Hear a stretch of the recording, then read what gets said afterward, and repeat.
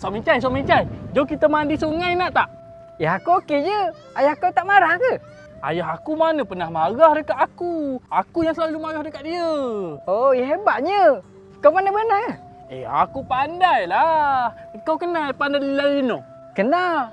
Aku yang ajar dia berenang. Jomlah kita mandi sungai. Okey, jom. Tapi sebelum tu, kita kena tukar baju dulu. Nanti berigat. Yelah. Kan? Jom kita tukar baju dulu. Jom. Seronok lah. Kamu boleh berenang lama tak? Boleh. Boleh. Tengok aku pandai berenang ikut belakang tau. Kau marilah sini kalau pandai berenang. Tengok aku terapung. Aduh.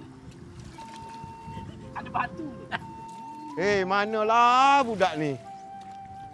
Amarung! Ayah aku datang lah. Manalah? Ni baju Kamaru ni.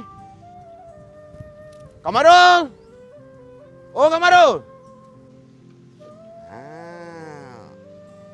Alah, litah banyaknya kat sini. Lintah.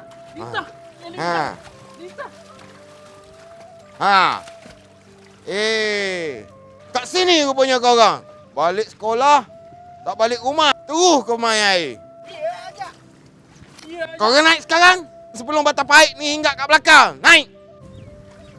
tapi air tak dalam pun ayah. Tak dalam pun. Kalau lemah, siapa yang susah? Tak ada orang susahnya.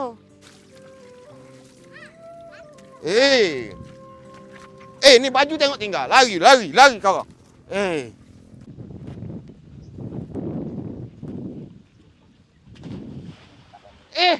Kau situ pula budak ni. Orang kata naik.